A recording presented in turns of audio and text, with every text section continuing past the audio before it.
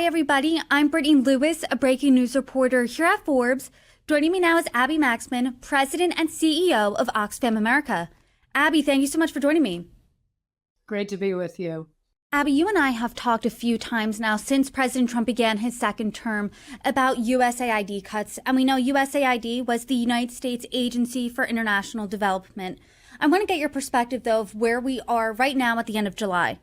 Back in March, Secretary of State Marco Rubio said 83% of USAID contracts were canceled, and he announced at the beginning of July that USAID has officially come to an end. Later in the month, a rescissions package was passed and now signed into law, and I want to explain exactly what this rescissions package did. It clawed back funding that Congress has already approved, and by passing this package, approximately $8 billion for foreign aid, including money that was already allocated to USAID, was canceled. So now, 6 months into President Trump's second term, how are you seeing the impacts of USAID cuts playing out? Well, the impacts are enormous, and they are harmful, cruel, hurtful, inhumane, immoral. I can go on and on. I was just in the Democratic Republic of Congo, and which has also experienced this terrible double shock of, in January of this year, armed conflict and the fall of Goma in the east, where civilians were ordered to return to their villages within 72 hours. And the double shock, as in the backdrop of forced displacement, was the U.S. government closure and cuts to foreign assistance just when communities needed it most. The impacts are enormous. And I can list them off at some point in our conversation. But the cruelty, the devastation is huge. And what's exceptionally frustrating and harmful is our claims that these cuts aren't hurting people. I have borne witness and have seen firsthand what we already know, what my staff, teams, and partners report every day, that they are doing harm. People are dying. And the rescissions on top of that is exceptionally cruel.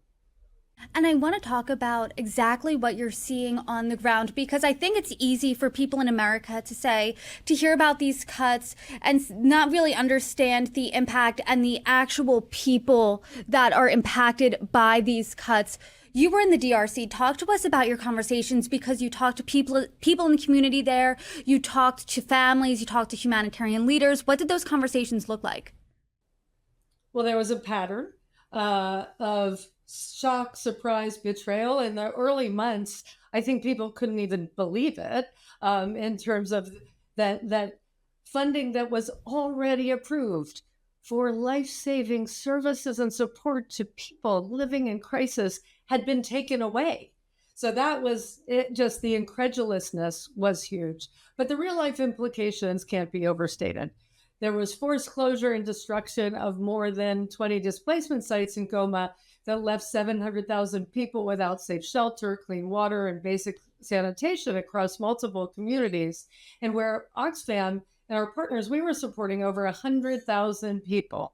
And in this context, where we were providing water, sanitation, hygiene, support services, we had to scale back when families and the needs were higher than they had been. So families don't have access to the basics: food, clean water, and medicine. And our ability as a humanitarian community to work in the coordinated way we do, because that has historically been a way we work, when those who have lost massive amounts of funding stop providing the work, the funding we do have gets stretched further and further, and it makes it impossible and we're forced to make impossible choices, and it's impossible to do the work that we've committed to. One example is, as it relates to clean water, there is now a full outbreak of cholera happening.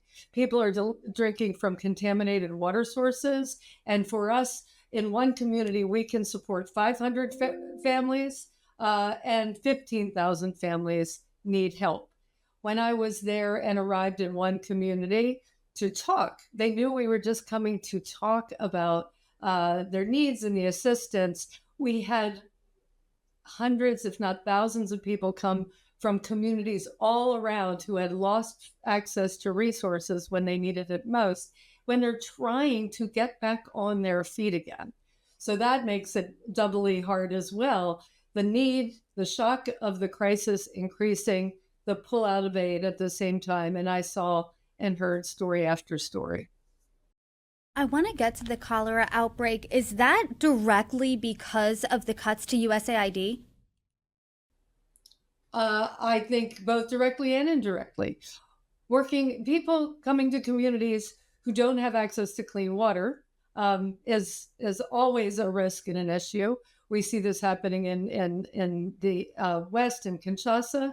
There's an outbreak, but also in the East, where it's an emergency crisis. Now, it's becoming a public health crisis because UN in the East supported 70% of the humanitarian response and more than 42% of the entire aid and development infrastructure. So dirty water hurts everybody. And so I would posit there is a direct impact when we're pulling out water and sanitation support to make sure that pipelines are working, that there's access to clean water and latrines and tanks.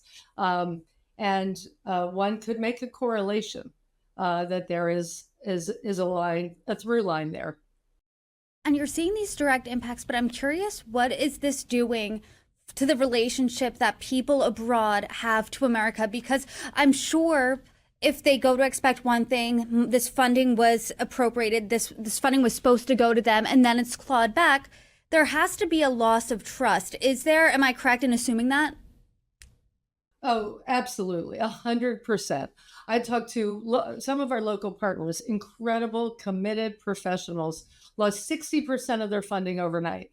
That first incredulousness I talked about, and people truly didn't believe it. They kept thinking, well, this can't possibly be. If the people really understood what they were doing, there must be some mistake. Now, 6 months in, there has been reports of 89 local organizations forced to close who provide support to the communities, 30 international agencies whose funding has been dramatically reduced at a time when the need is so great.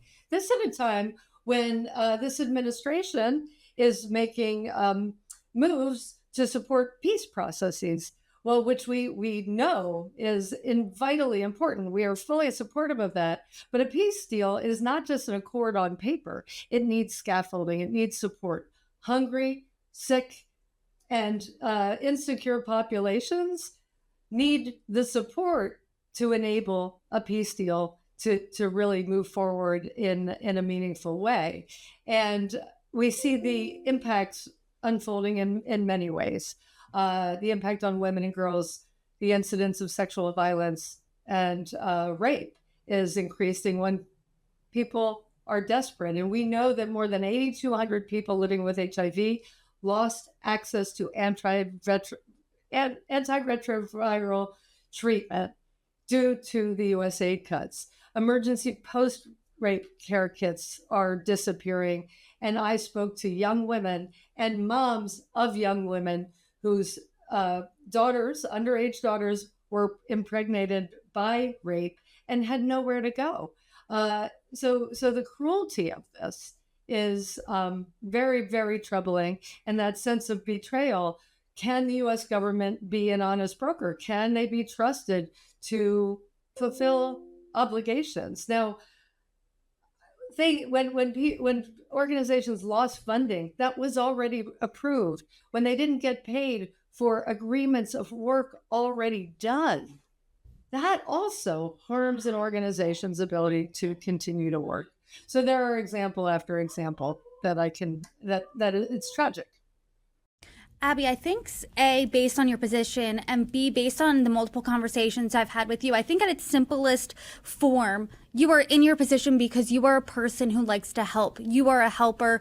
You want to go to these communities and provide assistance. And I mean, it must be heartbreaking to you to go to them, hear these stories, and your hands are essentially tied here. You talked about making those impossible decisions. What are the long-term impacts? Because we're seeing the short term, we're seeing the immediate. What do you think those long-term impacts are of these cuts, A, and B, of making these impossible decisions where you have to, choose one thing over another? People are going to die. People are dying. People are suffering. Girls and women are dealing with a public health crisis. Families and communities are struggling. I spoke with one woman named Francine, a community volunteer, and she was 24 years old. She has spent her life in displacement camps, being displaced over and over due to conflict. And she said to me, I just want to be on my own 2 feet. I don't want aid. I don't want to need aid. And I also don't want to be forced into the same fate as many of her peers and young women, where they are forced to sell their bodies for sex, survival sex. It is a terrible tragedy. And it really goes against the grains of what I would believe is our belief in our common humanity, that people who want and need to live in dignity and security so that they can live in peace and prosperity. It makes us safer as a trusted actor, as the United States, and it makes people safer everywhere. And it's a heartbreaking time as somebody at an organization whose mission is bold to end the injustice of poverty and fight inequality, to have aid that has already been given to be pulled out of the entire system. We deal with both the causes and the consequences of inequality and poverty. So humanitarian assistance has never been the solution for dealing with the causes, but it has been our common humanity that you help people in their time of need. And right now, where there's this moment of opportunity for a peace deal to hopefully go forward so that Francine and others in her community can start a small business and get back up on their feet and live in safety and security, just at the time when the U.S. government has pulled out the funding. And at a similar time when Secretary of State Rubio said USAID is officially closed, a new study came out that agrees with what you said at the top of that last response, that people will die. And the study says that more than 14 million people could die in the next 5 years, in part due to these USAID cuts. And around approximately 4.5 million of those people are children under 5 years old. I mean, talk to us about the gravity of those numbers. They are enormous. It's staggering. It really defies not just logic, it defines human compassion and empathy. We are, as the United States, the world's richest country in the world.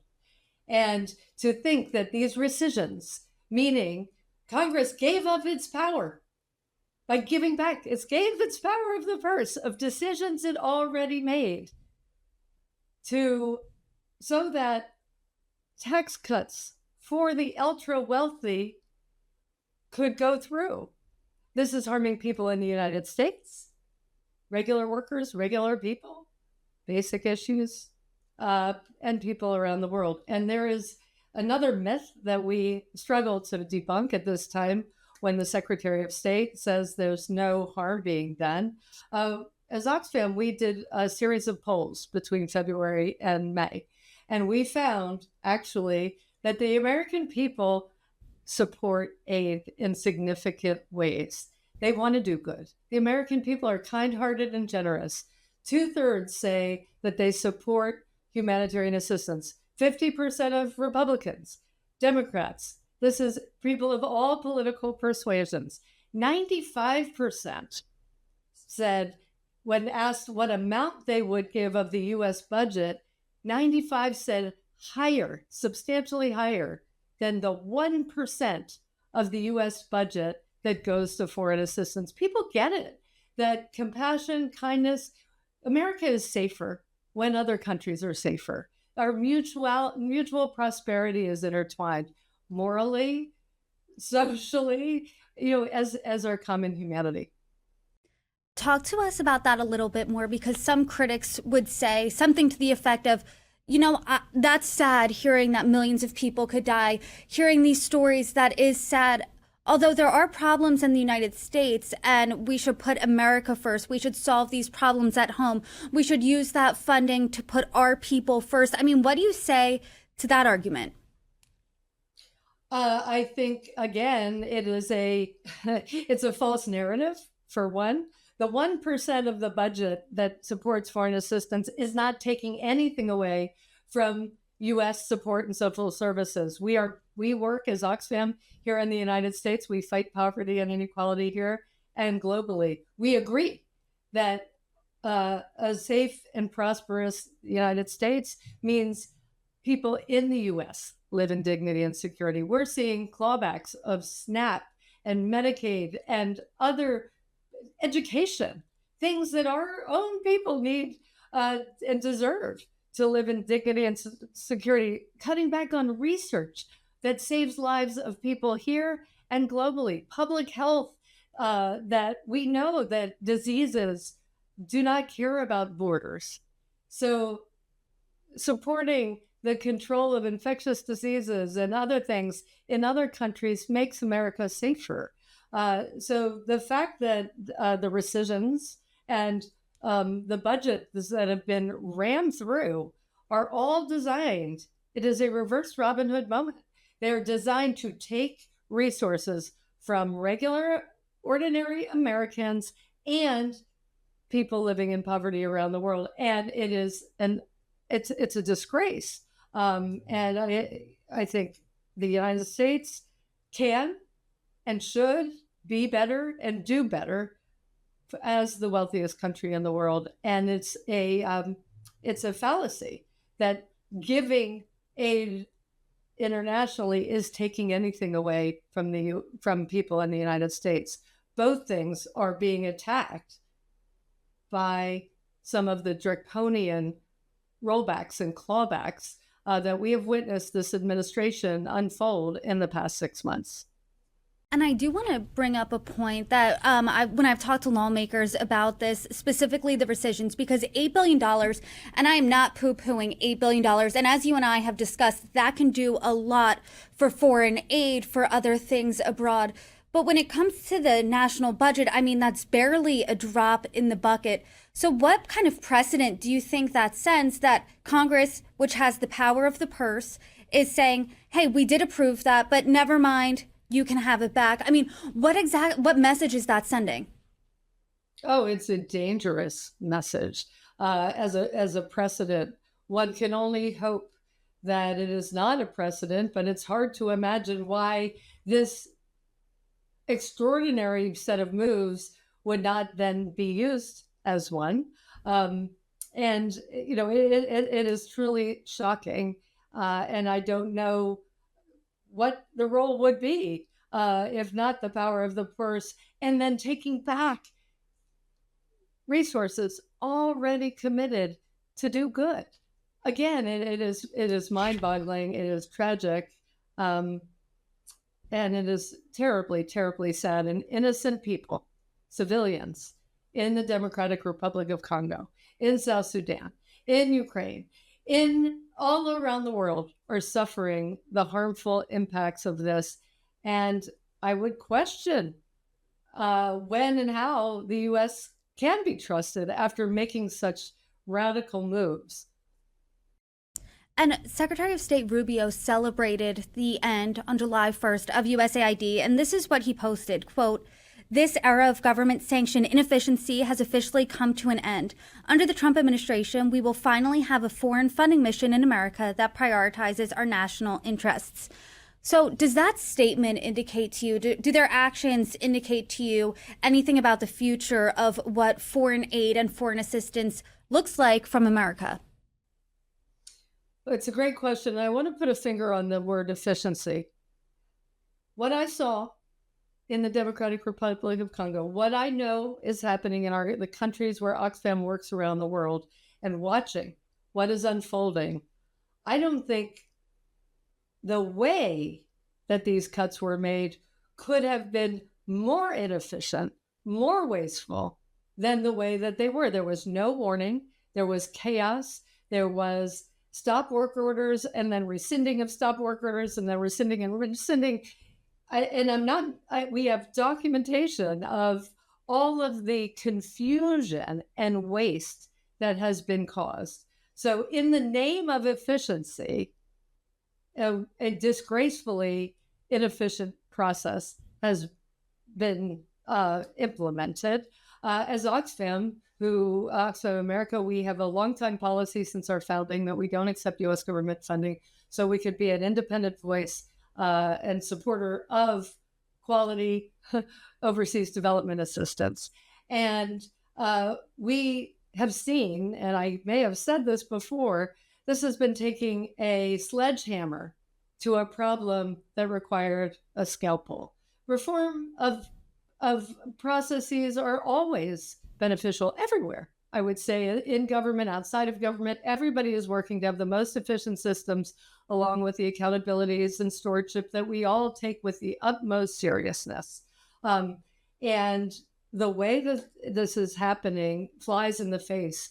And it's unclear what the criteria of the secretary are about what is in America's interest, because peace, prosperity, development, commercial development are all in America's interest. But you cannot have populations who have been betrayed, who don't have information, whose resources that were already committed and signed are taken away to be able to do that good work. I talked to one local partner who said they had lost 60% of their funding. They did food security work. And they said, going to communities who couldn't understand, they were angry at the partner. They thought, where's that 60% of the funding going? The harm is just cascading in so many ways. Well, I appreciate the conversation, Abby. And as we see the impacts continue, I hope you can come back on and join me and provide your insight. Abby Maxman, I appreciate it once again. Thank you for joining me. Thank you so much for having me.